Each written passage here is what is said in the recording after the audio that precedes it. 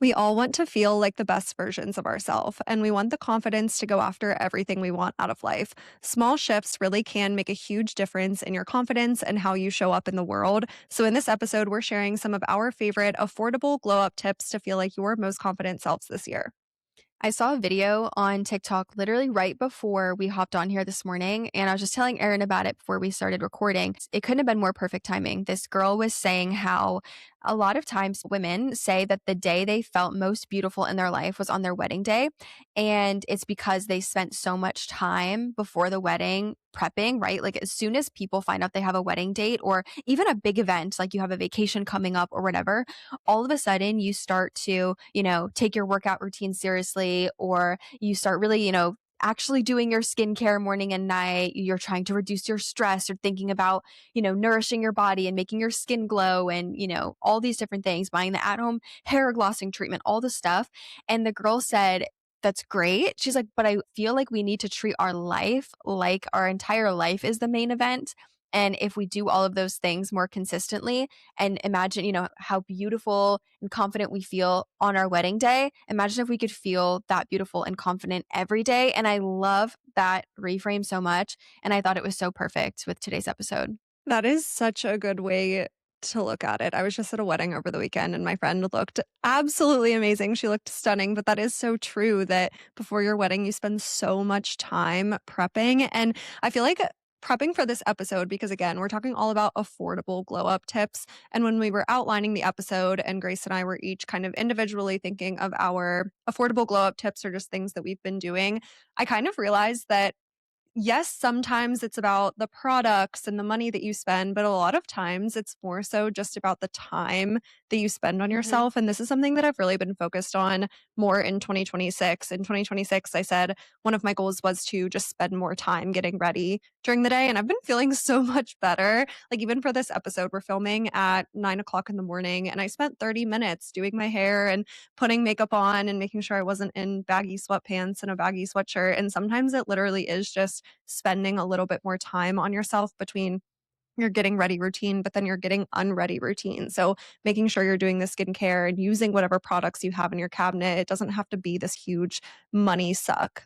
No, I've thought the same thing because I would find myself, for example, I have this hair glossing treatment that I would use in the shower, and it has to be on a hair wash day. You like have to put it in your hair and then you leave it there for like 5 to 10 minutes or something. And I found myself, it sits on the floor of my shower and I wasn't using it. I used it a couple weeks ago and I was like, why haven't I used this in a while? And it's because I didn't want to just slow down and take the time to have like a full everything shower and do that. And so that day I like put the glossing treatment in. I like exfoliated like with a scrub. Like I have a little exfoliating mitt that I use to keep my skin looking good, but I used like a whole scrub. I did my little like splash salve, which I'll talk about later, but I did the whole thing. I got out of the shower. I felt amazing. My hair looked so good the next day. Like I felt so good. And even in the morning, yeah, just taking an extra 15 minutes to style my hair fully and just put myself together just makes me feel so much better. Yeah, before we get into some of our tips or just like things that we've been doing, we wanted to talk a little bit about why looking put together actually matters. And if you haven't listened to our episode that we did 2 months ago on how to look and feel more put together, I feel like these episodes kind of go hand in hand. That episode was a little bit more focused on looking put together. So what you're wearing, the clothes that you're wearing, how to, yeah, just not walk around feeling and looking chaotic all the time. And I really like that episode and you guys did too. So if Mhm. you haven't listened to that, go back and listen to this episode after you listen to this one. But in a nutshell, we want to film this type of episode because at the end of the day, how you look and how you feel does impact your confidence. And I feel like for me, I just had this realization that life is simply just more fun when I feel good, when I feel Mhm. confident. When you feel good, when you have that confidence, your desire to go out and actually live your life is so much greater. Like, you want to go out and do things. You feel good, you look good, you love the clothes that are hanging in your closet and you want to go out and like do things in the world. But when you're in one of those phases where you're just feeling a little bit sluggish all the time, you're wearing sweatpants every single day, you're not putting makeup on, your desire to do anything on the weekend is so low. So I think that's something to Mhm. keep in mind too. Yeah, I also think too, and I think there's validity in this for sure.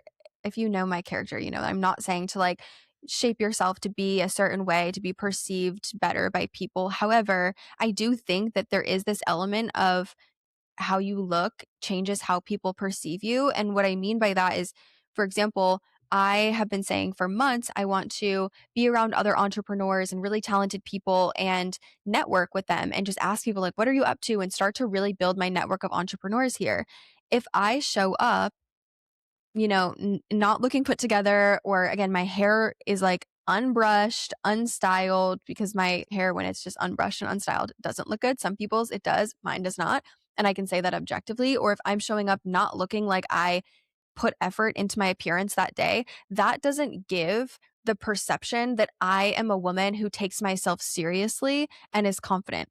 And that's just the reality of it, you know? Like if someone shows up to a big networking event in sweatpants, everyone's going to say, why are they in sweatpants? You know, they could be the most talented person, but the reality is it's going to be perceived a certain way. And I've thought about, you know, who do I feel like internally? And I do feel like a confident businesswoman that is ready to talk to people and have conversation. But how do I make sure that my outside also reflects that so that I show up not just feeling powerful internally, but externally? Because then that to me is just the ultimate feeling of confidence. Like when I feel really good in how I'm, you know, and how I'm yeah, stepping forward or stepping into something. I have such a good example of this. Just going back to the whole, like, let's say you walk into a networking event and you feel confident versus a day where you don't feel confident, or you didn't spend time getting ready, so your hair is unkept, your outfit's unkept. So in the fall, and if you follow me on social media, you probably saw me post a couple of things about this, but in the fall, I went to New York City for a speaking opportunity, and I don't know what was going on with me, but I just like was so unprepared from like an outfit standpoint, and then also getting ready. I left myself like no time to get ready for this event, right? But I was going to be speaking in front of people. It was a panel. There were a couple of us up there, and then they would just like pass the mic over. But I was still going to be in front of people, and I didn't return my Fashion Pass order in time, so I couldn't rent an outfit from Fashion Pass. So the week of, I'm Oh. like running to the mall trying to find an outfit at the mall. Didn't really find anything. I like put together an outfit in my bag, but then I didn't love it. So I went to Zara when I got to New York City to see if I could find something. And I ended up finding a jacket that matched the pants and the heels that I brought. So I was like, okay, I'll do that. But I still wasn't loving my outfit. It was all like a cream color. And in the winter, I'm so pale that I just felt very like washed out and I wasn't feeling great. That's the moral of the story. And I didn't know much about what this event was going to be. But I get there and I look at the audience and I'm like, I recognize some of these people. It was the cast of Selling Sunset. Do you watch that show? No, but I remember you telling me about It's this. literally okay, if you don't watch Selling Sunset, it's like one of those reality TV, like, real estate shows, and it's based in LA, and then they also have one in New York, called I think it's called Selling the City. There were agents from both of those shows at this event, and they looked stunning, obviously. These people are, like, mega wealthy, looked absolutely stunning, and, like, it was just one of those days that I didn't feel that confident, and were my networking skills on point at that event? Absolutely not. So I think that Mhm. that just I was like, "Okay, next time, return your fashion pass order on Yes. time." No, I have a similar story that we went to. We went to All-Star Weekend with a brand a couple of years ago, and I think it was what, 2024? So this was when Yeah. my health stuff was starting to go downhill. So I'm feeling bloated, inflamed, puffy. I'm not feeling like myself internally inside my body. And I did not know who was going to be there, the scope of this event. I just didn't know. I wore jeans that were like ill fitting because again my body was changing and I didn't take the time to just like get a pair that felt good on me. I wore this top I had rented from Fashion Pass. I remember you being like, I really like it. It looks so good on you. It was like a off the shoulder like or like one shoulder long sleeve shirt. And then I didn't have contacts yet at that point. I wasn't wearing contacts, but I knew I wasn't going to be able to see because this was like right when my vision was like we might need contacts. We might be able to get away with just the glasses and, you know, being a little blind sometimes. And I knew that I wasn't going to be able to see the court from the suite if I didn't have my glasses. So I wore my glasses and then I wore these heels, these heeled boots or whatever. the jeans did not hit the floor with the boots. It was just like actually trifling. And I walked into that event and this, like, not that it haunts me, but if I ever meet this girl again, I will have to explain and apologize. But I felt like a shell of myself because I was looking at all these people in this room. I didn't feel confident in what I was wearing at all and in confident in my appearance. And so when I walked into that space and I saw all these people who looked really confident because of the way they were dressed and just like they just seemed like more comfortable in themselves. It made me feel even more uncomfortable. And so at one point, oh my gosh, this will haunt me. It does. We sat down and this one girl in the booth, I never met her before. But she turns over to us, Erin and I, and she's like, "Hi." She was like, "I'm so and so." She's like, "I just figured we're in the same suite. We should just, introduce myself." And I felt so insecure in that moment. I just was like, "Hi." And like, I just like waved and we I didn't do say remember anything. this, and Oh she my was the gosh. sweetest girl, So then and we oh my yeah. gosh, I go back to the hotel that night. I look her up. I'm like, who was this girl? She was so nice. And in my head, the whole time, I'm thinking, I aspire to have that confidence to just like introduce myself to someone that I don't know. Like, I was looking at her as if she's like an icon. I just had that reaction because I felt so insecure. And then I felt bad. I'm like, I must have come off so standoffish and rude, but simply because I didn't feel good. I didn't take the time to feel good in what I was showing up in. I go home, I look her up on Instagram. Oh my goodness. She's like the nicest, sweetest person. Everything her brand is about, I stand for. Like, literally, I follow her, I interact with all of her stuff. She is so amazing. If I met her again, I would have, and I know she would get me because the type of content she does a lot of like self-worth, like body image kind of content.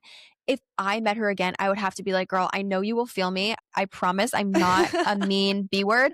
I just was so insecure." But I think it is something that's really stuck in my head because I think about how the things that I've gone to where I really take the time to feel good about myself, and it doesn't have to be pricey things. It can just be some of the affordable things we're going to talk about. When I take time to do those things, I show up with an entirely different energy. Like, I feel confident going up and shaking somebody's hand. I feel confident asking them, deeper questions. And I just feel more powerful. And I think when we show up with that energy in different places, you see that tangible impact. And to me, that's what a quote unquote like glow up is about. It's about, I don't know, just like growing into that person that you want to be and showing up with the energy that you want to have. Yeah, and I feel like when it comes to clothes and this list, we're not necessarily talking about clothing in this episode, but we did talk a lot about it in the How to Look and Feel More Put Together episode from a couple of months ago. So you can go back and listen to that. But I feel like with clothing, especially for these more so events that you want to feel confident at, it's just about taking the time to like be prepared about what you're going Mhm. to wear. I strive to be a more prepared person. I feel like I Yeah. wait until the last moment for absolutely everything, and then I'm stressed and I'm going through my closet, tearing everything off of the hangers, being like, what am I going to wear? Where if I would have done it a week prior, I wouldn't have been as stressed. I would have been putting Mhm. things together, being like, okay, well, I really want to wear this blazer, but I don't have a plain white t shirt with this neckline that I can wear under it. So let me just go grab that really quick and it's going to be super affordable. Or you have the time to order something on Amazon that's more affordable to be able to complete the outfit, or you don't have a brown belt to go with something. A lot of times it's just like one little piece, but when you're waiting until the last minute, then you don't have time to actually put it together and you're kind of like all over the place. I just did this with the wedding that I was at over the weekend. I just returned my fashion pass order on time and allowed myself the time for it to actually come in, and I loved the Mhm. dress that I was wearing, and I took the time to make sure I put the press on nails on and I put a little bit of self tanner on and I felt great. But Mhm. it's just these small kind of like simple swaps that can, yeah, really increase your confidence at these more event based things. But with that, let's get into our list. Do you want to go into your first affordable glow up tip? Sure. I will share this one first because I think it is so easy. And I was just telling Erin before I came on here that I'm sort of doing it today, sort of not. I'm getting my hair done after this. So I was like, there's no reason for me to style my hair today because it's literally going to get wet and colored later. But I think you might have heard this on TikTok once and then you brought it on the podcast. And now, like, I have run with it, but it's called like the 2/3 rule. Basically, it's the idea that out of your hair, makeup, and outfit, make sure that two out of the three are done. And that will make you feel more put together. And I like this tip because it's completely free to do this.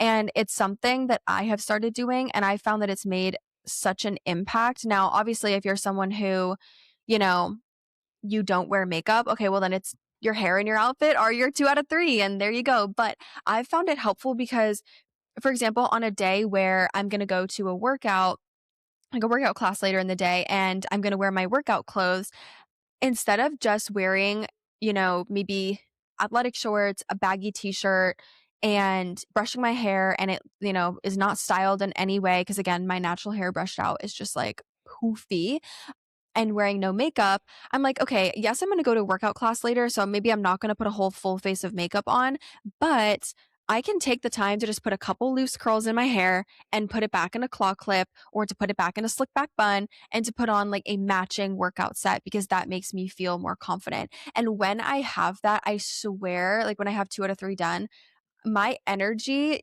just feels I feel so much more powerful because I feel more confident. Even when I'm walking through my apartment and I meet new people in the hallway or whatever, I just feel more confident when I do that. I love that, and since you brought up, like, the workout example, I'll, like, scroll down. We're gonna not follow our list in order. We'll probably be jumping around a lot in this episode, but I have been trying to feel a lot more put together working out as well, because the gym that I go to now has a co-working space. So instead of just working out and leaving, I've been working out and then sitting there and working for a couple of hours, which has made me so much more productive. It's actually crazy. I've been loving it, but I've been a lot more intentional about what I'm wearing to the gym because I know I'm going to be there for a while. And I've been more intentional with my hair and then my clothes. I never wear makeup to the gym because I get in the sauna and that's disgusting to me. But my hair, I have found the perfect height for my ponytail. And I feel like Mm, this is different for everybody. Some people like a low pony, some like a high pony. Mine has to be right in the middle. It doesn't look good if it's higher or lower than that, but I always slick it back. I just use one of those like boar bristle hairbrushes and I slick mhm, it back. Even if it's clean, it still slicks pretty nicely. So I just slick my hair back. I don't have any makeup on, but then I am being more intentional with the clothes that I'm wearing to the gym to make me feel more put together. So I'm making sure mainly that the colors that I'm wearing either color block or contrast to the layers that I have on. So let's say I'm wearing a tan workout set. Okay, well, I'm gonna put on a tan hoodie and then it's cold out right now. So I also have like a cream colored puffer jacket. So I'm making sure the entire outfit is color blocked. Or let's say I'm wearing a navy blue workout set. Okay, I'm going to make sure that contrast with the jacket and the hoodie that I'm wearing. So instead of just throwing on like a black puffer jacket that doesn't match the navy blue, I'm going to put on the tan hoodie, the tan puffer jacket. So I'm just being a little bit more intentional with making sure I do this with my gym bag too. I have a tan gym bag and a black gym bag. So depending on the colors that I'm wearing, if I'm wearing a tan hoodie, tan jacket, I'm also going to wear the tan gym bag. And that's just that little switch has made me feel exponentially more put together. mhm. I've kind of done that with purses. I used to be someone who was like, no, I just have my one purse and that's it. And it was a black purse. But then anytime I'd wear things with brown, I did my color analysis a few years ago and found out I'm a true autumn. And once you see your color analysis, it's so hard to go back from it. Now I know, which I guess it depends on how you view affordable also with this episode. But I think when I did my colors, it was like 250, but it's something that never changes your entire life. So I personally think that's worth it when you break it down to like how it's going to benefit me on a daily basis. It's like literally a penny a day or whatever. But when I found out I was a true autumn, I learned that brown looks really good on me, like warm tone colors like that. And so then I thought, well, I have this black purse. And yes, it goes with my outfits that have, that are black. But when I'm wearing brown more often, it makes my outfit look like I didn't try because I just grabbed a random bag that doesn't match the outfit at all. And it kind of kills the vibe. So I actually started getting purses that I feel like add something to the outfit and match the outfit, and I will say, I feel like that I'm still figuring out my fashion sense here, but I do think that that has elevated my outfits quite a bit. Like, even if I am wearing a matching workout set and then I have my brown purse, I just think it looks like, I don't know, it looks more elevated. Just like the idea of matching it better looks It looks more better. intentional, and it's the Yes. same thing with, like, sunglasses. It's just adding a little Mhm. bit to the outfit to not just be, okay, you're wearing bottoms and a top, and then that's it. I also think that something that goes along with looking a little bit more put together in your outfit is finding hairstyles that aren't just down. This is something that I've been working on lately because prior to probably September of 2025, you would literally only see me in my hair is down or my hair is so dirty that it's in a slick back bun and there's no in between. But if you're watching the video of this right now, you can see I have my hair is half up, half down. So I slicked back the top. It's in a high ponytail and then the bottom is down and it has a couple of curls from yesterday in it. And this is really the only other hairstyle that I know how to do right now. So I'm working on some more. But even just that, like getting your hair out of your face in an intentional way, I swear, just makes the entire, you can put little earrings in. It just makes you look more put together. And for me, I found that when my hair is out of my face, I feel more confident because I'm not fidgeting with my hair all the time. We talked about that in the last episode, the how to like look and feel your best one, about how when you are fidgeting with your clothes and your hair and everything all day, not that it makes it look like less intentional, but kind of. When I would think about the most powerful, confident women and what made them look so powerful and confident, they look at ease in their own body, right? Like they look at ease in their outfit, with their hair. They're not like pulling their skirt down because it keeps riding up because it's ill fitting. They're not constantly shimmying to adjust their jacket. They're not constantly pulling their purse up on their shoulder because it keeps falling off, or, they're stumbling because their shoes are uncomfortable or their hair's in their, touching their face and it bothers them, whatever it might be. They look at ease. They have like a peace and a calm presence. And so, when I thought about it that way, I thought, okay, yeah, me again wearing a skirt that doesn't fit me properly, that I feel like I'm constantly having to pull down, or the whole time I'm in my head being like, oh my gosh, are my butt cheeks about to show? Like, I'm worried about it. Just get a skirt, Grace. Like, just put some little shorts underneath it, and you'll even just feel like more at ease in your outfit. Or wearing a jacket that I know is more tailored to my body shape will make me feel more at ease in my outfit because I'm not worried about it. Even when it comes to, I've thought about this with taking pictures. I want to wear something that I can just easily take a photo in because I feel confident in it, not something that I'm like, don't take a picture of me from the side because I'm not going to look good here and I can only get this angle, but make sure I turn my head this way because, like, again, I feel like that just makes it feel more manufactured and I just want to feel good, like really solid and good in my outfits. But on the topic of hair, one thing that, kind of going off of what you said, is with my hair, I used to be really, really lazy about washing it. It was just laziness, pure laziness, because my hair is very long and I have a lot of it. And so it just takes a long time to dry.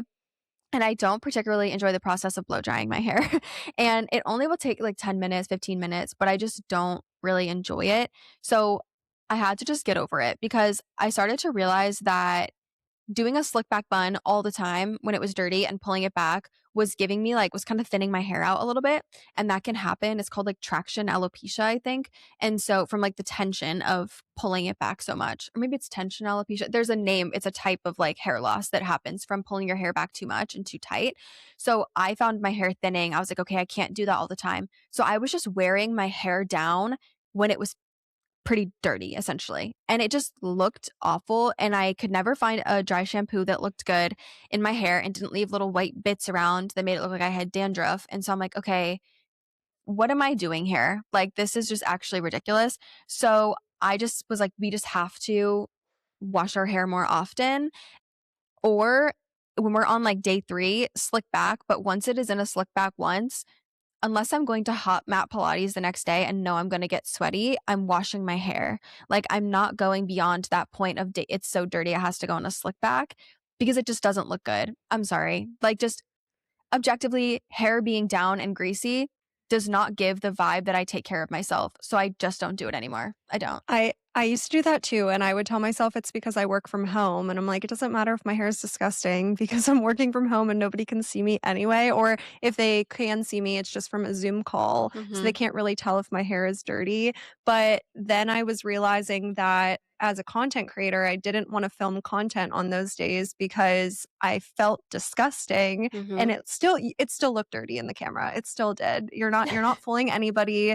It's still kinky. It's still, yeah, just wash your hair. I don't know where that like propaganda came from, that it's Yeah, not good for you to wash your which hair. My hairdresser would tell me all the no. time, it's better for your hair to wash it than to be dousing it in dry shampoo all the time. Yes. I don't know where that came from either because I remember a time when in college it was like, you should not be washing your hair more than once a week. And I was like, how are people doing this with like going to the gym and everything? Because I used to go to the gym every day and I would get sweaty.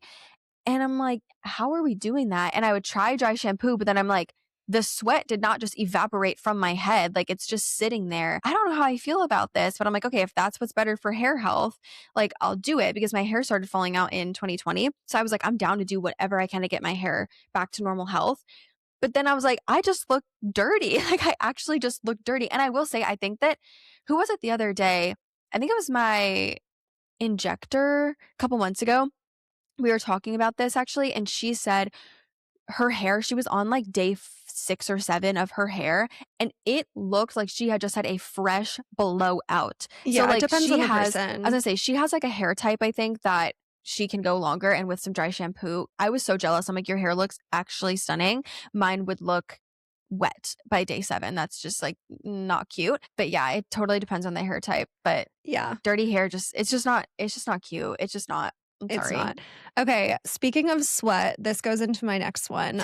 Probably my favorite glow up tip on this list is the sauna. I'm such a sauna girl. I am so passionate about the sauna. I go in the sauna probably 4 or 5 days a week, I would say, depending on the week. But most of the days that I go to the gym, I sit in the sauna for 20 minutes after.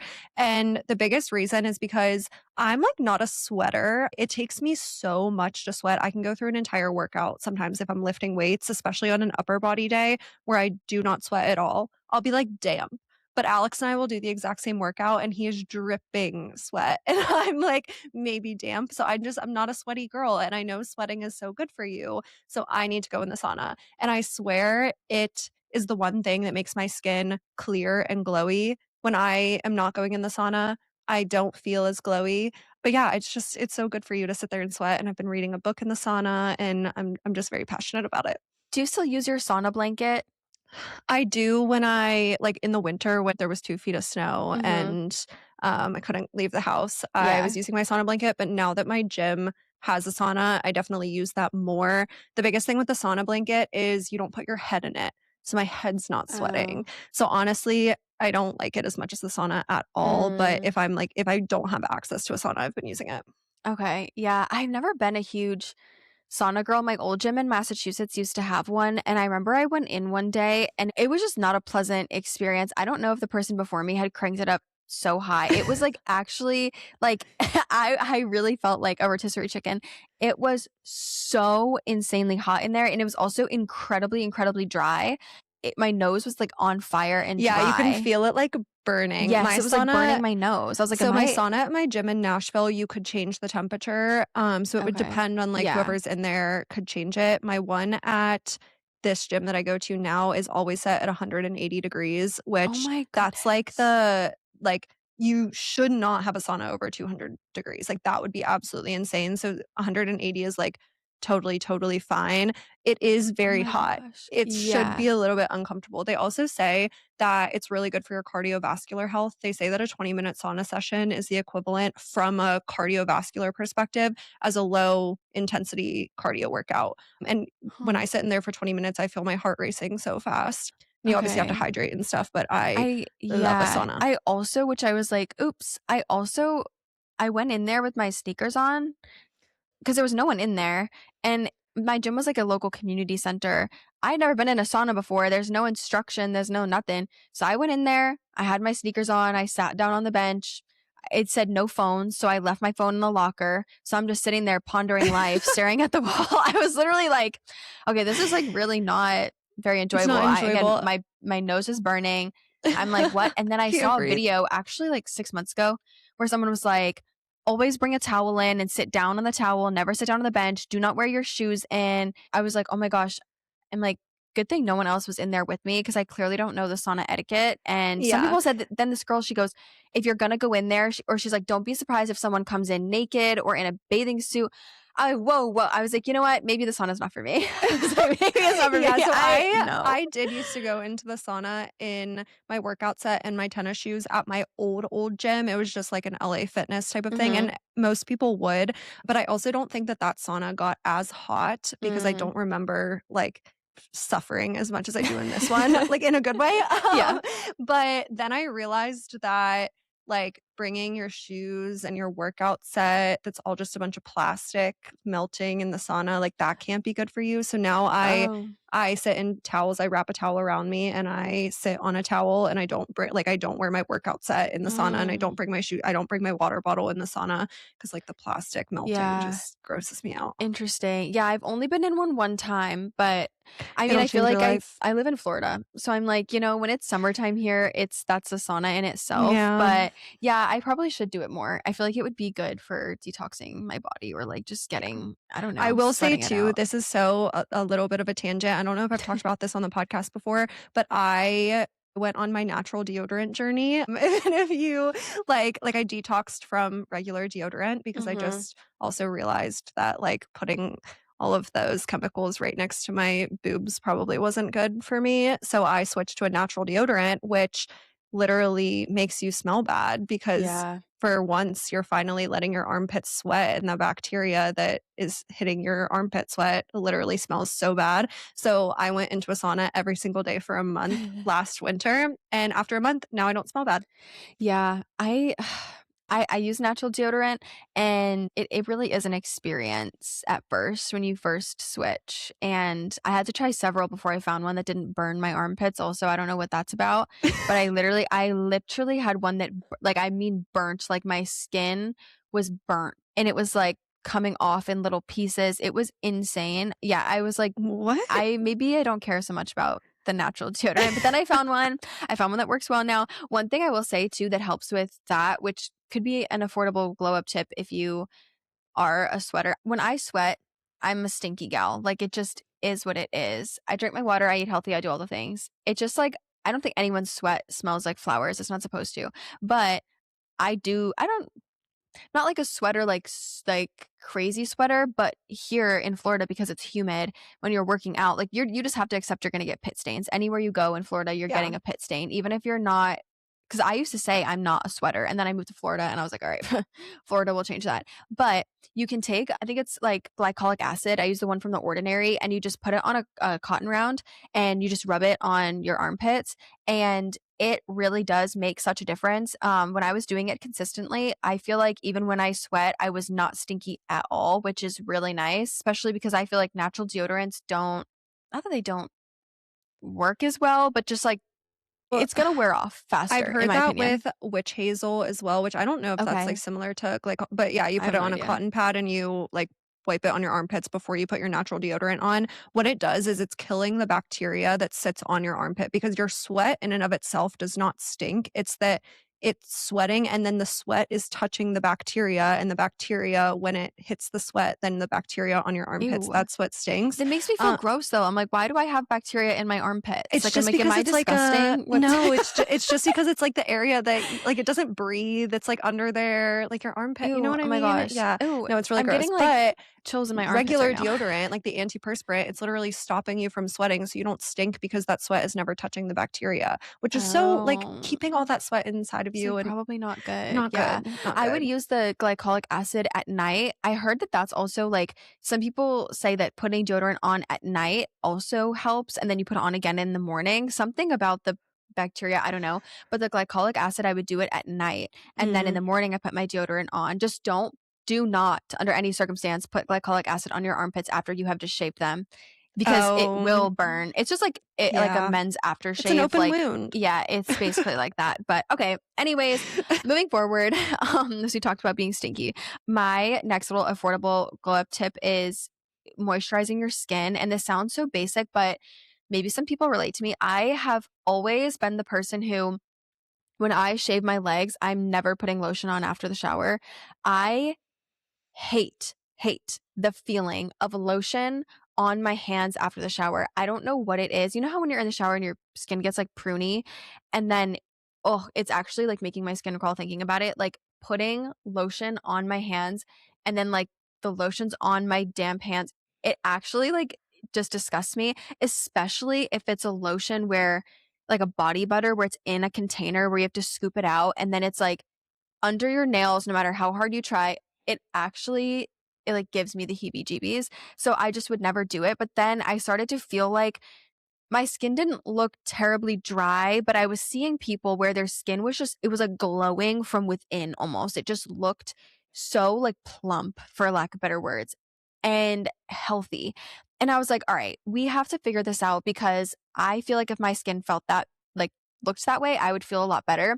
So I started trying a few different products. I tried some pretty pricey ones, I tried some more affordable ones from the drugstore, and I got this product from a brand called Hanny, Hanni. It's called the Hanny Splash Salve.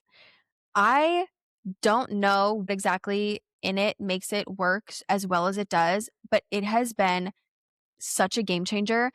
I will say I'm still getting consistent with it because I'm like making it a habit to use it in my routine. But when I do use it, oh my gosh, it is an in shower product. So as your last step in the shower, you open the jar, you scoop it out, you rub it on your skin.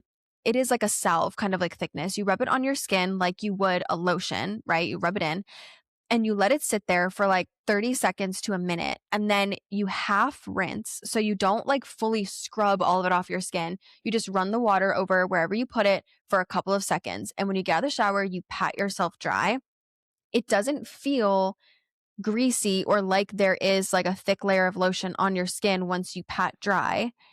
But the next day, I don't even know how to, you know, when you see those ads for skincare and it's like from dry, cracked skin to like healthy skin, that is what it does to my skin. And I feel like that sounds like such an exaggeration, but it makes my skin actually like glow and shine. It's like gaining popularity recently because people are starting to talk about it on TikTok.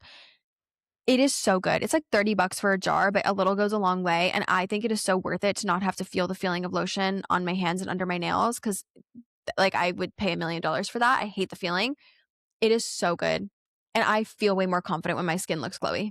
It's crazy what moisturizer does, and I was the same way. I would never put lotion on my body ever, literally Mm-hmm. ever, not even just after the shower, but Nope. ever. It would never Ever. touch my body. The only time I would ever lotion is when I was using the, like, Jergens Natural Glow to give myself a little bit of a Mm, tan. Like, if it was gonna make me tanner, okay, fine, I'll put lotion on, but I wouldn't do that as often. I used to be obsessed with self tanner. This is also a little bit of a tangent. I had an unhealthy addiction with self tanner, and I've gotten away from that in 2025. I was like, that can't be good for you. Just all those chemicals seeping into your pores. So I'm not really like that big of a self tanner girl anymore. But I would never moisturize either, like nothing. Sometimes I would put moisturizer on my face, but I wasn't even really consistent with that.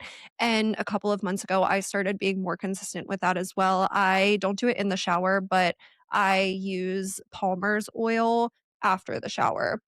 And I don't do it every single day. I probably do it like 4 days out of the week. But as soon as I get out of the shower, I'll just put oil all over my body and I like it better than lotion. I'm kind of the same way. I don't love the feeling of putting lotion on right after I mm-hmm. get out of the shower, but the oil doesn't bother me.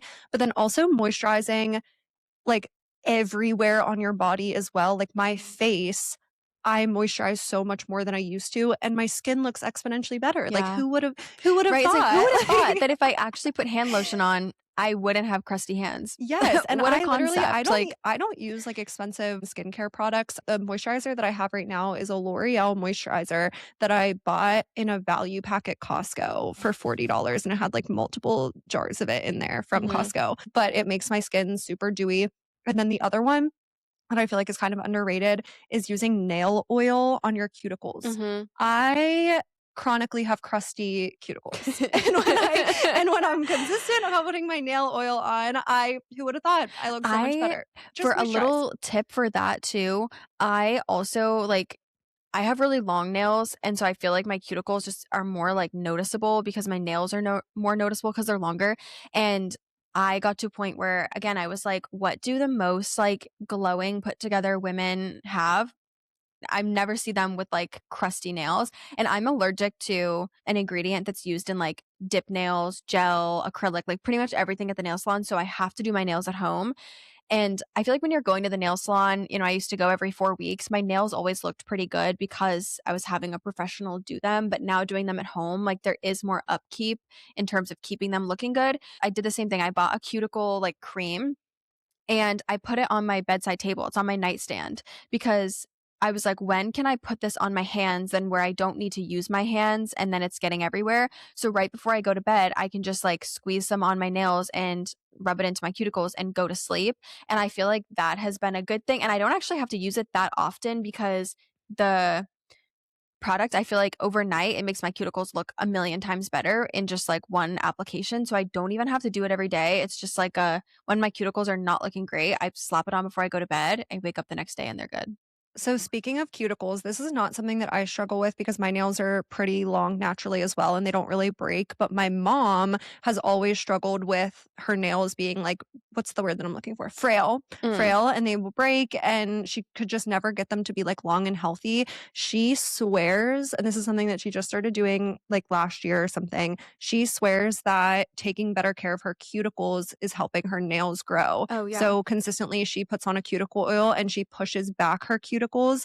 And she said that that's been making her nails grow. So that's something interesting too. If you are like, I want to be a natural nail girl, but my nails aren't healthy or long enough to do it, maybe Hmm. try to fix your cuticles. When I started losing my hair in 2020, we don't know why it happened. My hair was just like falling out and I had little like bald patches and it was really, really a time. My nails were also like pretty frail and I had always had really strong nails. My mom has really long nails. They're always very strong. And so I started taking the collagen powder from what is that brand it's in like the blue Vital Proteins, their collagen powder. And I actually did a little experiment where I tried a biotin gummy, like a hair, skin, and nails gummy for like a month or two. And then I stopped that. And then I tried the collagen powder. And I saw way more results with the collagen powder than I did with I actually started breaking out and getting acne on the biotin gummy, which I guess can happen. But I still take that collagen and I actually feel like it makes a huge difference in my nails. I will say, once my body, like whatever was going on with my body, once like it came back to and I was fine, I did kind of like my genetics kind of, came back, I guess. I know they're obviously there, but whatever. They came back and my nails were back to being pretty strong. But I do feel like when I'm taking that collagen consistently, I do notice like a difference in my hair. I notice like more hair growth. My hair looks healthier and my nails, I feel like, are stronger. But on the topic of hair, too, I feel like hair that goes forgotten about is your eyebrows. And I think well-groomed eyebrows truly make such a difference in, you know, the little glow up because your eyebrows basically frame your whole face. And when people are looking at you, they're making eye contact with you, they're seeing your eyes and your eyebrows. And I just feel like when I have my eyebrows done and they look well groomed, I feel way more confident. And I will say, I have bushy, thick eyebrows. I always have. I used to have like hair in the middle and it was like faint hair, but it would literally connect. It was virtually a unibrow. And I think with having bushier, thicker eyebrows, I feel the need to keep up with them more than if I had thinner brows because the second hair starts to like grow outside, they start to look like bushy, tangled, like not well kept because I have, dark hair and thick eyebrows. But I get them waxed and I used to go once a month and it's literally what, like 20, I paid $30 with tip because my eyebrow lady, which I highly recommend if you can find one in your area that does this, not just a place that like just slaps the wax on and rips it off or like threads them and threads them way too thin. But my eyebrow lady does brow mapping with the service. So she takes like that thread that has the white chalk on it basically, and she maps your whole face out so that she's not waxing your brows in such a way that's going to make them uneven. And when I first went to see her, I had been getting my eyebrows threaded in 2024 when I lived in Massachusetts at like a local threading place. And I liked them, but they did start to feel like they were getting thinner and thinner. And when I look back at photos of them, in my face, like it almost looks like my eyebrow area almost looks a little bit empty. It looks odd to me. It looks like I am missing hair where I'm not supposed to be missing hair. It's not framing my face right. And I didn't notice it in the moment. But then I started seeing this brow lady in St. Pete and when she did the brow mapping, she showed me the line across, the underneath of my brow and, where they should start and everything. And she was like, "You have the most beautiful brows." But she was like, whoever was doing them, she said, you can see one side was threaded higher than the other. So the arches looked uneven. They were threaded too far apart. So she was like, your eyebrows, it's like making your forehead almost look kind of weird because your eyebrows are spaced really far. The arches were different. It was just, or like the top part, I mean, of the arch was different. The tails were different lengths. I did not notice those details until she actually was like measuring basically and mapping it out. And so now after that, she said, okay, let them grow back in. And it did take a while for them to grow back in fully and for us to be at a better place. But when I look back at my brows a year ago to now, they look so much better now. I'm due for a brow wax also. So if you're watching the video version, don't judge me. But I need to go get them done. Mapping them out made me realize how they will actually look better when they are more symmetrical and you can let the hair grow back in those areas. It just makes such a difference. And I truly feel like now I try to go every 2 to 3 weeks now to like, cause so I can keep them looking really, really fresh because it gives me a lot of confidence. And I feel like it's a really fair price for the confidence it gives me. But I feel like your brows make a big difference. Yeah, we were just talking about this before we got on, how you have very bushy eyebrows and Hmm. mine are too thin. So I actually got my eyebrows microbladed a couple of years ago and I absolutely love the results. She did microblade one to bring it slightly up because my eyebrows were very uneven too. It just made my face look like this one was sitting way lower than this one, Yeah. which is normal. Nobody's Yeah. face is Mine are completely uneven too. yeah, it's nobody's face is completely symmetrical, but she did kind of adjust that and it made it look a lot better, but it just made them look a little bit thicker, which I like as well. I feel like my eyebrows are too thin for like the frame of my face. And we were just talking about the fact that I've been kicking my feet over getting them redone because I don't know if they're going to make me take them off. And it's literally a tattoo. That would be a tattoo removal. And I'm a Mhm. baby about that. So You I'm can try too. I was telling Erin before, my brow lady told me, and I think I'm going to do this the next time I see her, but she told me that, which I think is the benefit of finding someone who's really good at brows too. If you're like me and my brow, I have a lot of brow hair that you can see, but then she said I also have a lot of brow hairs that are blonde, that are like mixed in that I can't really see, but when she's like up close looking at them, she can see them and she's pointed it out in like the front of my brow. They're just really light. So she said that some people think they don't actually like that they have really sparse brows, but then there is really light hair in there. So if you use a brow dye or you go get it done, like she does brow dyeing, that can end up making your eyebrows look a lot fuller and more filled in.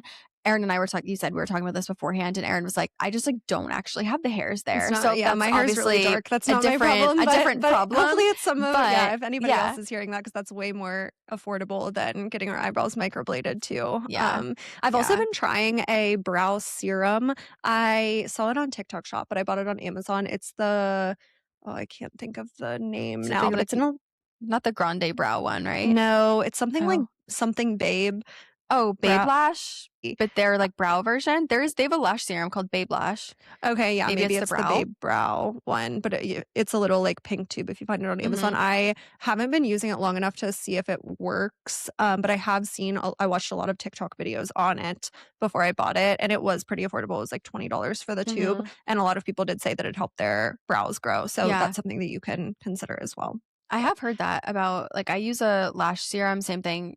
I used one by the brand Swede and I loved that. My lashes, I look back at videos of myself from 2 years ago, my lashes were so long. I stopped using it because I felt like at first, and I used like multiple tubes of it. The first couple of tubes, it didn't give me like a red line on my lash is it doesn't have prostaglandins in it, which is what usually gives you that red line. But then I started using it, like I got to like my third tube or something, and I felt like it was giving me a little bit of irritation. And it could have just been that my eyes were sensitive because I did start wearing, I think that's around when I started wearing contacts, and my eyes were just kind of getting adjusted to wearing contacts and were irritated all the time. But maybe if I tried it again, it wouldn't be. But I'm trying a new one. I forget what the brand is called, but haven't been using it long enough to be able to speak to it, but I have heard that the same way that it can help your eyelashes grow, it can help your brows grow as well, which is like a Interesting. good a good Yeah, little okay, well, hack. I'm Yeah. excited to keep using it then, and then hopefully Yeah. that helps. Report back. Okay, the next one on my list, we only have, like, a couple more here, but the Mhm. next one on my list is a gua sha routine, but I use it with my hands. I don't actually use a gua sha. So if you don't know what a gua sha is, it's just this little tool. It kind of looks like a little stone, and you use the gua sha to basically like do lymphatic drainage on your face. It's supposed to like depuff your face almost. And I did have a gua sha for a couple of years and I wasn't super consistent with using it. I also didn't really love using sometimes I felt like it would like pull at my skin. I would have to put so much oil on my skin for it to like not pull. So then I started watching a couple of TikTok videos of people doing a gua sha routine with their hands. So instead of using the tool, you're really just using like your fingers and kind of like pushing on your skin that way. And if this is like interests you, if you feel like you have a face that needs depuffed or you want your skin to be a little bit less puffy, you can watch a TikTok video on the actual routine. But basically, I do it for like a couple minutes most mornings. And it's just, I wash my face, I put on my moisturizer or my serum, and then I literally just like go through the motions with my hands for a couple of minutes. And I swear it does work. I was looking back at videos of myself from the fall when I started doing this, and I started doing it because I just noticed my face was looking like puffy, almost that like right under your cheeks. People Mm. kind of call it cortisol face, but I don't necessarily think I'm less stressed now than I was back then. I think my face was just a little bit puffy. And I swear it has depuffed my face. So it does actually work, but you have to be consistent with it. I think that's the biggest thing. If you do it one morning, it's not going to make a difference. You really have to do it every single day or at least like a couple Yeah. times a week for a while. I feel like that's the case with any of these lower cost glow up type of things, whether you're using a lash serum or you're, getting a different shampoo or a moisturizer or whatever. Any of these types of things, they're going to take more consistent effort. And I think I mean, yeah, if you want to go and, pay a larger amount of money for a one-time treatment, of course, that's going to be a one-time treatment, like a microblading, right? But if you want to do it more affordably, you're probably going to have to be doing the brow dye or the waxes or whatever. And I think that's like par for the course. But okay, another one, I guess I'll just do this one. Then my next one is whitening your teeth. I have genetically, they're considered like soft teeth, which not that they're squishy, but they just like Squish. are more. I feel like whenever I say soft teeth, people are like, "What?" But ever since I was young, my dentist was just like, "Yeah, you have." I've seen the same dentist my whole life, but she was like, "You have soft teeth." It's just a genetic thing where my teeth are just not more absorbent necessarily, but they're more prone to staining, more prone to cavities, and I have like deep grooves. And so I feel like my teeth, they don't stay white the same way that other people's teeth stay white. Like, I feel like I have to do a lot more to get them to be white. And obviously, I do drink coffee, but I know people who drink coffee and energy drinks and sodas and everything all the time and red wine all the time, and their teeth are beautifully white. So I feel like I have to do more to really get my teeth white. But I got my teeth professionally whitened. I think it was the beginning of was it the beginning of this year? Maybe I'm like, whoa, I don't even know when I did that. Maybe last year, end of last year. I went to the dentist that I go to and I got opalescent in office teeth whitening. And it's like one session. It's not like Zoom whitening where you go back for multiple sessions. It's one session. And then within that one session or within that one appointment, there's like a few sessions that they do back to back. And I felt like I got, and I will say, I think it was like $499. And that included these custom trays for my mouth for whitening trays at home. And then a couple containers of the gel, the whitening gel to be able to do touch ups at home. And I will say, I feel like I can see the before and after pictures, and I feel like I got a few levels whiter, but it's not like I left there with teeth so white that I was like, I want to just be smiling, skipping down the street. And they got whiter as the days went. I did find that, and they did get to a really good place with whiteness. However, I felt like once I started drinking coffee again, they kind of got tinted back. And so I started using the at home whitening, like the trays with the gel. And I do feel like when I was doing that, I was doing it like maybe once, twice a week, and then I kind of fell off. But when I was doing that, I actually think that that made more of a meaningful difference than the actual in office whitening treatment. And so obviously, $499 is not affordable, but you can buy the opalescence little syringes of gel on Amazon, and they're pretty affordable for like a good whitening product. And then I swear, I feel like you could just buy a mouth guard at the store, like a top and bottom mouth guard that you boil and you know, get it to be kind of suction to your teeth. Or if you have a retainer, I wear like Invisalign and a night guard. They had told me that I technically could just put this in my like Invisalign tray. Obviously, speak to your dentist. Your teeth are not things to play with, but that's what my dentist told me. I feel like instead of going and spending hundreds of dollars doing in-office whitening, that I could just be doing that at home. Because a lot of the whitening strips don't work for me. I did just get a new brand of whitening strips that I'm going to try and will report back because they're more affordable than the other ones I've been using before, but a lot of whitening strips don't really work for me. They don't give me the whiteness that I need. I use whitening strips sparingly, mainly for events or when I'm traveling. So when I was at the wedding over the weekend, it was down in Florida. So I brought one Crest whitening strip with me just to use the day of the wedding, but I don't use them consistently because they can start to bother my teeth. My teeth are Mhm. sensitive with them, but I do something similar.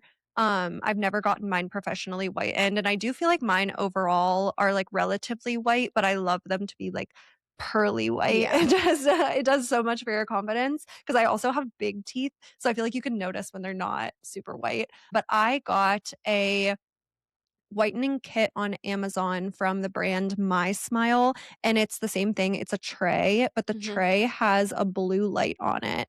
And then it has like a gel that comes with it. So you put the gel into the tray, you put it in your mouth, and you turn the blue light on. And then the blue light turns off automatically when it's done, probably like 15 minutes later. And I swear it works just as well as whitening strips, but no sensitivity. And it's way more affordable than the strips because the gel lasts you so long, like Mhm. in the kit itself, which I think the kit is only 30 or $40, that gel is gonna last you 6 to 8 months if you're using it consistently because there's, like, 3 or 4 different gel tubes in there, so, yeah, whitening is definitely an affordable glow up thing, but I Yes. think the tray with the gel is way more affordable than the strips. Yeah, I find too, and if you're listening and you have really like pearly whites, let me know what toothpaste you use because this is a random thing, but one of my very first freelance clients I ever worked with was a toothpaste company that does not use sodium lauryl sulfate in their toothpaste, which is SLS. And SLS is a foaming agent. So it makes your toothpaste like bubble up and feel foamy. It's in other products like shampoos and laundry detergents and all these things.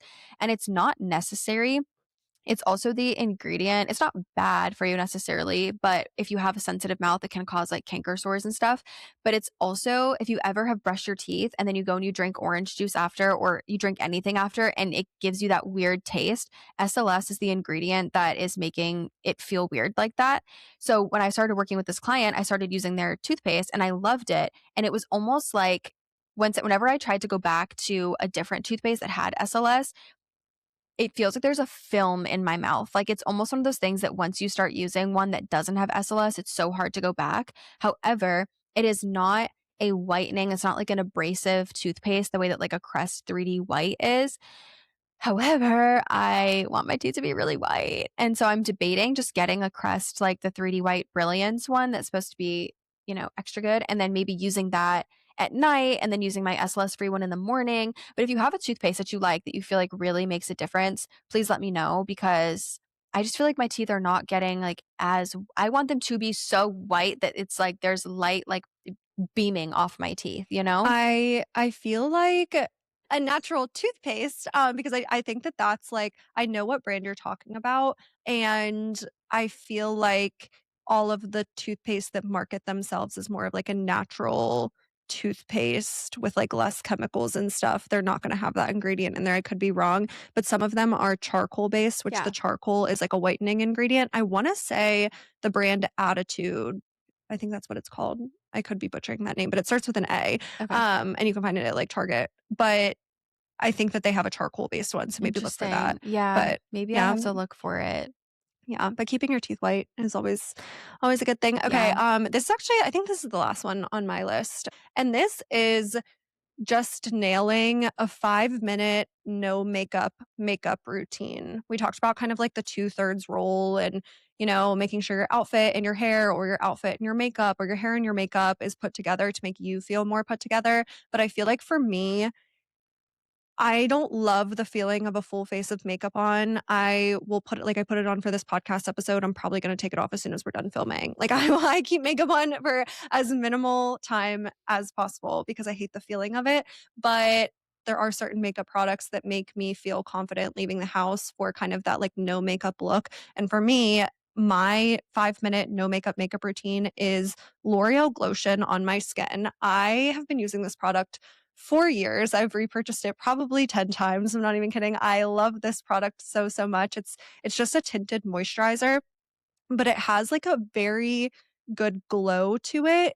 Not sparkly, but, like, It is kind of kind of sparkly, giving. yeah. Yeah, it's, like, very glowy. So I'll literally just put that on my skin, and then I will do a little bit of powder bronzer on my cheeks to give myself a little bit of color, mascara, and the slightest bit of lip liner because I don't have lip filler, but I do like when my lips look plumper than they currently are. So that's my 5 minute makeup routine. And even just that, taking those 5 minutes makes me feel exponentially more put together. I agree. I used to do makeup as like a hobby. I loved it. So I was always like experimenting with different products and things. And then as I got older, I just kind of got away from the hobby. And I do enjoy makeup still to this day, but I definitely have a simpler routine because I don't wear foundation. I'm more so wearing a skin tint. I like the one from Milk Makeup. They're really good. Although I kind of want to try just a new one just for funsies, just to switch it up. But I'll usually just do like concealer under my eyes and on any little blemishes I have, a little bit of cream bronzer, a little cream like blush, highlight, and then I just put my eyebrows into place and some mascara. Like I don't do a full like foundation usually. I think when I moved to Florida, I had to kind of switch things up because especially in the summer, if you live in a warm climate that is like humid, you know your makeup just doesn't really stand a chance and it's going to just slide off your face. So it's like at that point just And you scrap also it, need to but let your pores breathe. Like, it yeah. can't be good for your Well, I skin. have My skin has yeah. definitely gotten better since I've stopped wearing a full face of Oh, yeah. makeup 24/7. Yeah, I do feel like since I have, like, cut back on makeup because I have very acne-prone, sensitive skin. Like, I used to have cystic acne. I've done 2 rounds of Accutane.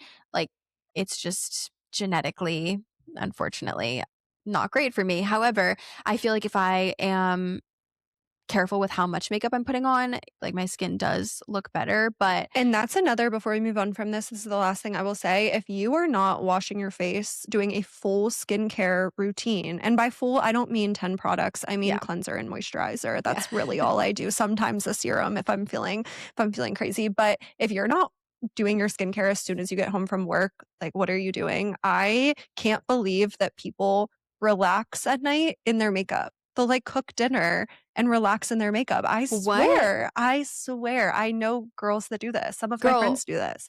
Take your makeup off as what? soon as you can. You should be spending as little time in your makeup as possible. Your skin needs This to is a breathe. I'm shook because I don't even do that. You Like, don't no, my makeup comes off when I get in the shower at night.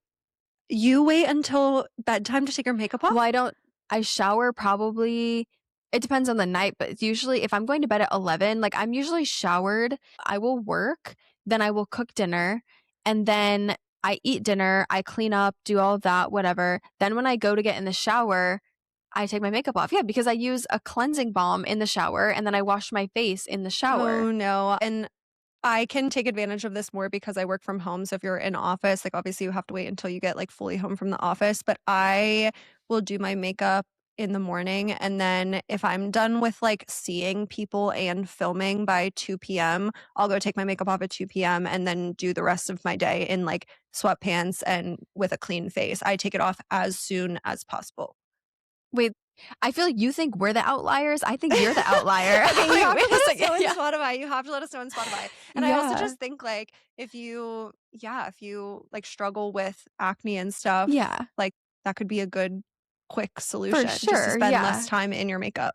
Yeah. That is so funny that Yeah, you let us know just on like Spotify made which one of us is Yeah, weird. no, I'm like, if I am putting my makeup on, I'm going to get my day's worth. Like, Oh I want to look no. put together for as long as possible. But also, I never, and I mean like literally never, wash my face in the sink. Like, I I don't wash my face actually like 3 times a day. Girl, I wash what? my face all the time, and then I'm re-moisturizing, and yeah, especially when it gets warm outside too, when I know if I even if I just walk Bella outside for 20 minutes, I'm gonna get, like, slightly sweaty, I will take my makeup off before I go wash or walk Bella. Yeah. Yeah, I'm afraid that you are the weird one here. I'm afraid you said this Okay, like but we I'm were so onto weird. something, okay? No, I'm onto okay. something. Yeah, yeah. There's something. You're onto something. I'm like that's so perplexing to me. Yeah, I just don't like washing my face in the sink because I hate the water dripping down my wrists and making a mess. I Micellar just think it's water. disgusting. I just like I hate the feeling of it, which I feel like hearing me talk about how I don't like the feeling of lotion on my hands, this makes a lot of sense. But when I'm in the shower, I just feel like I can use my little e.l.f. cleansing balm, get my makeup off because I double cleanse, and then Mhm. I use my cleanser after I that. use micellar water with a cotton pad to get, like, the bulk of the makeup off, Okay. so it's Yeah. not and then I'll just quickly go through with my little yeah. Interesting. Mhm. Okay. Um, anyways, like moving on, the last one, I have two final ones. I think you said that was your last one, Yeah. right? I have Mhm. two final like quick ones, things that I think are really easy to implement and one is free, one is cheap. But one is just work on your posture. There's this girl who coaches on posture on Instagram, and I watch her stuff like so much. She has this little posture routine that I will literally do sometimes if I'm just like waiting for something to load or I'm just kind of standing around, doing something and just kind of like standing idle. And I don't even remember what her name is. It's really unfortunate. But if you just look up on Instagram or TikTok, like posture, routine or whatever, you'll probably find her because she's pretty big in the space. But I have done some videos where like someone is filming me and I see my posture and I'm like, holy cannolis, I hate that. And I actually started going to the chiropractor and my x-ray, she was like, this is a healthy neck. This is your neck. And my neck was like, oh It's my gosh, it tech was neck, so bad. girl. And also too, Mhm. you know what I learned recently? If you're watching the video version of this, you can see what I'm pointing to. But if you have these lines on your neck, right in the middle of your neck, like I guess if you're listening Yeah, to this basically elsewhere, look, wrinkles. yeah, basically wrinkles like on your neck. Apparently, it's from how much we look down at our phones and stuff. And I was like people can see my screen time from my neck. I'm like, oh my gosh, I No, it's hate so that. true. I have that But too. yeah, Mhm. it's so bad. And even just like my back hurts. And so then I feel like I'm always slumped over. And so I'm working on my posture. I do think also posture is one of those body language things that can signal different things to other people. Like, when you meet somebody and they just have that like closed off, insecure kind of body language, it gives you the perception that they are insecure and not confident. And that's not the vibe I want to give. So it's totally free to do this little exercise. And I will say, right when I found her videos, I was like, oh, I'm locking in on my posture. I got this. And I would do the exercise like while I was standing at my desk, just like waiting for things to load or whatever. If someone's running late to a meeting, just in those little pockets of time, I would do the exercise. And I actually felt like my back felt better and I was sitting up straighter and standing straighter. I kind of fell off of it, but I need to get back on the bandwagon because it was making a big difference.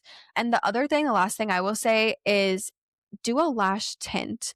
I've gotten a lift and a tint at a salon for over $100, but you can safely tint your lashes at home. I have talked to more than one esthetician that has done a lash lift because I've seen, I think, two or three estheticians and have friends who are estheticians. And I've asked them, would you say, like, it's safe for someone to do a lift and tint at home? And they have said, yes to tinting, be careful, but yes, but lifting, no. I did get a kit at home at one point before I had ever gone in the salon to do it, and I tried to lift and tint my own lashes at home. I just feel like when it comes to my eyeballs, I get two of them. They're not replaceable. Let me not take a risk. However, and it was very difficult to do. The fumes were crazy. It would always like make me feel nauseous after because of like how much I was breathing it in. It just like wasn't, it didn't even hardly even worked actually too. My lashes were not even very lifted, but apparently it's a bit safer to do a tint at home. And I honestly think that it makes your lashes just pop so much more when you're not wearing makeup and even with mascara on. And even if I go into the salon and I get like a lift and a tint, I feel like in the summer it's worth it for me because I'm really not wearing mascara as much with how hot it is here. And it really makes me feel like really good. But if you are tinting your lashes and then you're curling them, it just gives like it gives that no makeup look, and it makes your eyes pop so much. I think it's beautiful and I've, very like, cheap. never even considered getting a lash lift or Really? tint, but I should I look into that too because Yeah. my features are very dark, but I like when I have mascara black mascara on because it makes Mhm. them as dark as my eyebrows Yes. and my hair, so Yes. I feel like that could work. This isn't like a bad thing, but so I have really big cheeks. Like there's a lot of surface area with my cheeks. And then I have really big eyelids, which it's funny because anytime I've had, like, my lashes done, estheticians will be like, "Oh my gosh, like, it's so nice you have so much lid space," because when I'm doing makeup with eyeshadow, you can actually see it and you can see the eyeliner and stuff. It's nice to have the lid space in that sense, but my eyelashes grow out very straight, almost like down, and they're That's not crazy. yeah, like, my eyelashes don't grow naturally, like, going up. You can see them a teeny bit, but my natural lashes are actually pretty long, so because they grow like straight out and I have like the lid space, I find that it ends up creating more of a masculine look on my face because it almost looks again like there's something like missing on that part of my face. It's just so much skin, so much like pale skin. Yeah. And so I feel like when I have them lifted and tinted and I'm not wearing makeup, it just gives more of a feminine look to my face, and I really like that because I have really bold brows. I feel like I have a more masculine feature in that way too, which and there's nothing wrong with that. I like my bold brows, but I feel like it like softens my face and it makes me feel more feminine, and that's a look that I really like. So I do think it's worth it. I think too with this episode and we're talking about affordable glow up tips. Affordable is such a subjective thing. And I also think that it's okay to make investments into your appearance and into how you feel about yourself when you feel that it is worth it. Before we got on, I was telling Erin that because I've had cystic acne before, I had a lot of acne scarring, and I did a round of lasers like years ago of laser treatments on my skin. I don't know if it was like a Moxie laser or something similar, if anyone's familiar with that, but I did 3 rounds of it and I think it cost me about $1,800 to $2,000, like in that range.